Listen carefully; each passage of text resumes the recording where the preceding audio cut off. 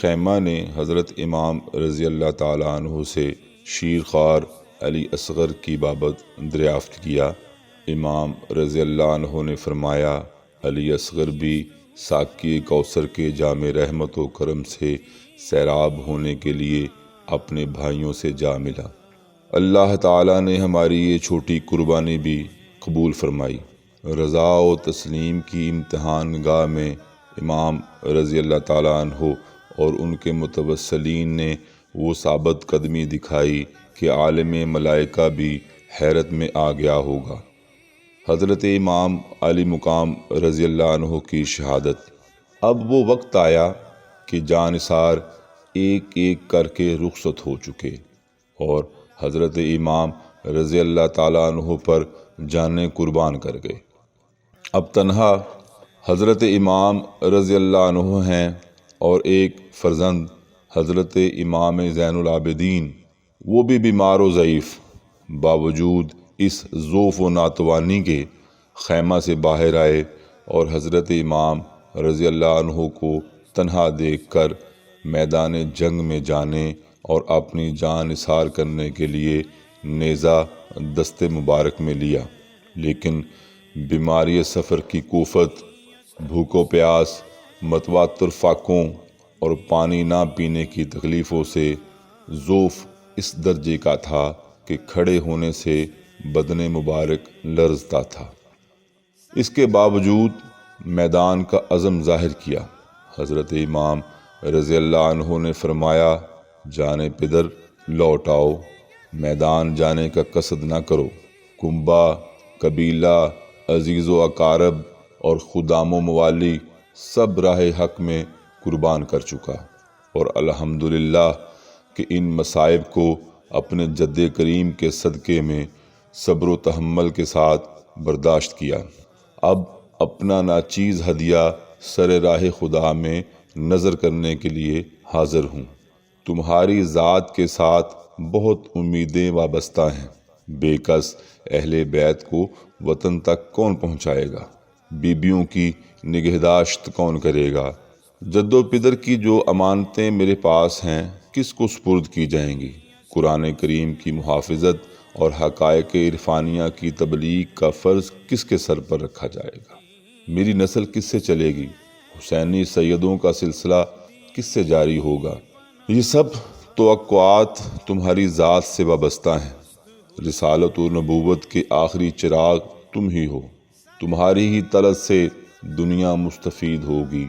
مصطفیٰ صلی اللہ تعالی علیہ وسلم کے عشاق تمہارے ہی روئے تاباں سے حبیب حق کے انوار و تجلیات کی زیارت کریں گے۔ اے نور نظر، لخت جگر، یہ تمام کام تمہارے ذمہ کیے جاتے ہیں۔ میرے بعد تم ہی میرے جانشین ہوگے، تمہیں میدان میں جانے کی اجازت نہیں ہے۔ حضرت زین العابدین رضی اللہ تعالیٰ عنہ نے عرض کیا کہ میرے بھائی تو شہادت کی سعادت پا چکے اور حضور صلی اللہ علیہ وسلم کے سامنے ہی ساقی کوثر کے آغوش و رحم و کرم میں پہنچے۔ میں تڑپ رہا ہوں، مگر حضرت امام رضی اللہ عنہ نہ مانے اور امام زین العابدین کو ان تمام ذمہ داریوں کے بارے میں بتایا اور خود جنگ کے لیے تیار ہوئے۔ قبائے مصری پہنی اور امامہ رسول خدا صلی اللہ تعالی علیہ وسلم سر پر باندھا۔ سید الشہداء امیر حمزہ رضی اللہ تعالیٰ عنہ کی سپر پشت پر رکھی۔ حضرت حیدر کرار کی ذوالفقار حمائل کی۔ اہل خیمہ نے اس منظر کو کن آنکھوں سے دیکھا؟ امام رضی اللہ عنہ میدان جنگ میں جانے کے لیے گھوڑے پر سوار ہوئے۔ اس وقت اہل بیت کی بے کسی انتہا کو پہنچتی ہے۔ ان کا سردار ان سے طویل عرصے کے لیے جدا ہوتا ہے۔ ناز پروردوں کے سروں سے شفقت پدری کا سایہ اٹھنے والا ہے۔ نون حالان اہل بیت کے گرد یتیمی منڈلا رہی ہے۔ ازواج سے سہاگ رخصت ہو رہا ہے۔ دکھے ہوئے اور مجروح دل امام رضی اللہ عنہ کی جدائی سے کٹ رہے ہیں۔ بے کس قافلہ حسرت کی نگاہوں سے امام رضی اللہ عنہ کے چہرہ دل افروز پر نظر کر رہا ہے۔ سکینہ کی ترسی ہوئی آنکھیں پدر بزرگوار کی آخری دیدار کر رہی ہیں۔ آن دو آن میں یہ جلوے ہمیشہ کے لیے رخصت ہونے والے ہیں۔ سب حسرت و یاس کی تصویر میں کھڑے ہیں، نہ کسی کے بدن میں جنبش ہے، نہ کسی کی زبان میں تاب حرکت، نورانی آنکھوں سے آنسو ٹپک رہے ہیں۔ خاندان مصطفیٰ صلی اللہ علیہ وسلم بے وطنی اور بے کسی میں اپنے سروں سے رحمت و کرم کے سائے کو رخصت کر رہا ہے۔ حضرت امام رضی اللہ عنہ نے اپنے اہل بیت کو صبر کی تلقین فرمائی، رضائے الہی پر صابر و شاکر رہنے کی ہدایت کی اور سب کو سپرد خدا کر کے میدان کا رخ کیا۔ اب نہ قاسم ہیں، نہ ابو بکر و عمر، عثمان و عون و جعفر و عباس جو حضرت امام رضی اللہ عنہ کو میدان جانے سے روکیں اور اپنی جانوں کو امام رضی اللہ عنہ پر فدا کریں۔ علی اکبر بھی آرام کی نیند سو گئے جو حصول شہادت کی تمنا میں بے چین تھے۔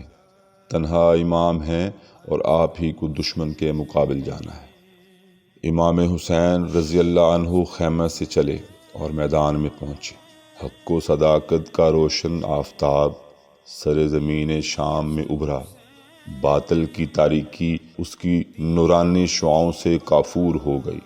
مصطفیٰ صلی اللہ علیہ وسلم کا فرزند راہ حق میں گھر لٹا کر، کنبہ کٹا کر سر بکف موجود ہے۔ لشکر گراں سامنے موجود ہے لیکن پیشانی پر ایک بھی شکن بھی نہیں۔ دشمن کی فوجیں پہاڑوں کی طرح گھیرے ہوئے ہیں اور امام رضی اللہ عنہ کی نظر میں پرکاہ کے برابر بھی نہیں۔ آپ نے ایک رجز پڑھی جو آپ کے فضائل پر مشتمل تھی اور اس میں شامیوں کو رسول کریم صلی اللہ تعالی علیہ وسلم کی ناراضگی کے انجام سے ڈرایا گیا۔ اس کے بعد آپ نے ایک خطبہ فرمایا اور اس میں حمد و صلات کے بعد فرمایا، اے قوم، خدا سے ڈرو جو سب کا مالک ہے۔ جان دینا جان لینا سب اس کے قدرت و اختیار میں ہے۔ اگر تم خداوند عالم جل جلالہ پر یقین رکھتے اور میرے جد حضرت سید الانبیاء محمد مصطفیٰ صلی اللہ علیہ وسلم پر ایمان لائے ہو تو ڈرو کہ قیامت کے دن میزان عدل قائم ہوگی، اعمال کا حساب کیا جائے گا۔ میرے والدین محشر میں اپنی آل کے بے گناہ خونوں کا مطالبہ کریں گے۔ حضرت سید الانبیاء صلی اللہ تعالی علیہ وسلم کہ جن کی شفاعت گناہ کاروں کا مغفرت کا ذریعہ ہے اور تمام مسلمان جن کی شفاعت کے امیدوار ہیں، وہ تم سے میرے اور میرے جان نثاروں کے خون نحق کا بدلہ چاہیں گے۔ تم میرے اہل و عیال، اعزاء و اطفال، اصحاب و موالی میں سے 70 سے زیادہ کو شہید کر چکے اور اب میرے قتل کا ارادہ رکھتے ہو۔ خبردار ہو جاؤ کہ عیش دنیا میں پائیداری و قیام نہیں۔ اگر سلطنت کی طمع میں میرے در پہ ہو تو مجھے موقع دو کہ میں عرب چھوڑ کر دنیا کے کسی اور حصے میں چلا جاؤں۔ اگر یہ کچھ منظور نہ ہو اور اپنی حرکات سے باز نہ آؤ تو ہم اللہ تعالیٰ کے حکم اور اس کی مرضی پر صابر و شاکر ہیں۔ حضرت امام کی زبان گہر فشاں سے یہ کلمات سن کر کوفیوں میں سے بہت لوگ رو پڑے۔ دل سب کے جانتے تھے کہ وہ برسر ظلم و جفا ہیں اور حمایت باطل کے لیے انہوں نے دارین کی روسیاہی کی ہے، اور یہ بھی سب کو یقین تھا کہ امام مظلوم حق پر ہیں۔ امام رضی اللہ عنہ کے خلاف ایک ایک جنبش دشمنان حق کے لیے آخرت کی رسوائی و خواری کا موجب ہے۔ اس لیے بہت سے لوگوں پر اثر ہوا اور ظالمان بد باطن نے بھی ایک لمحے کے لیے اس سے اثر لیا۔ ان کے بدنوں پر ایک پھریری سی آ گئی اور ان کے دلوں میں ایک بجلی سی چمک گئی، لیکن شمر وغیرہ بد سیرت و پلید طبیعت رذیل کچھ متاثر نہ ہوئے، بلکہ یہ دیکھ کر کہ لشکریوں پر حضرت امام رضی اللہ عنہ کی تقریر اثر کر رہی ہے تو کہنے لگے کہ خطبہ بند کیجئے اور ابن زیاد کے پاس چل کر یزید کی بیعت کر لیجئے، تو کوئی آپ سے تعارض نہ کرے گا، ورنہ جنگ کے سوا کوئی چارہ نہیں ہے۔ حضرت امام رضی اللہ عنہ کو انجام معلوم تھا، لیکن یہ خطبہ اتمام حجت کے لیے کہ کوئی عذر باقی نہ رہے۔ سید الانبیاء صلی اللہ تعالی علیہ وسلم کا نور نظر، خاتون جنت فاطمۃ الزہرا کا لخت جگر، بے کسی بھوک و پیاس کی حالت میں آل و اصحاب کی مفارقت کا زخم دل پر لیے ہوئے گرم ریگستان میں ہزار لشکر کے سامنے تشریف فرما ہے، اپنے فضائل اور اپنی بے گناہی سے دشمن کو اچھی طرح آگاہ کر دیا اور بار بار بتا دیا کہ میں بقصد جنگ نہیں آیا اور اس وقت تک ارادہ جنگ نہیں ہے، اب بھی موقع دو تو واپس چلا جاؤں، مگر 20,000 کی تعداد امام رضی اللہ عنہ کو بے کس و تنہا دیکھ کر جوش بہادری دکھانا چاہتی ہے۔ جب حضرت امام رضی اللہ عنہ نے اطمینان فرمایا کہ سیاہ دلان بدباطن کے لیے کوئی عذر باقی نہ رہا اور وہ کسی طرح خون ناحق کو ظلم بے نہایت سے باز آنے والے نہیں، تو امام رضی اللہ عنہ نے فرمایا کہ تم جو ارادہ رکھتے ہو پورا کرو اور جس کو میرے مقابلے کے لیے بھیجنا چاہتے ہو بھیجو۔ لشکریوں نے مشہور بہادروں کو میدان میں بھیجا، ان میں سے ایک بے حیا ابن زہرا کے مقابل تلوار چمکاتا آتا ہے، امام تشنہ کام کو آب تیغ دکھاتا ہے، پیشوائے دین کے سامنے اپنی بہادری کی ڈینگیں مارتا ہے، غرور و قوت میں سرشار ہے، کثرت لشکر اور تنہائی امام پر نازاں ہیں، آتے ہی حضرت امام رضی اللہ عنہ کی طرف تلوار کھینچتا ہے، ابھی ہاتھ اٹھا ہی تھا کہ امام رضی اللہ عنہ نے ضرب فرمائی، سر کٹ کر دور جا پڑا اور غرور و شجاعت خاک میں مل گیا۔ کی مزید ویڈیوز دیکھنے کے لیے ہمارے چینل کو سبسکرائب کریں۔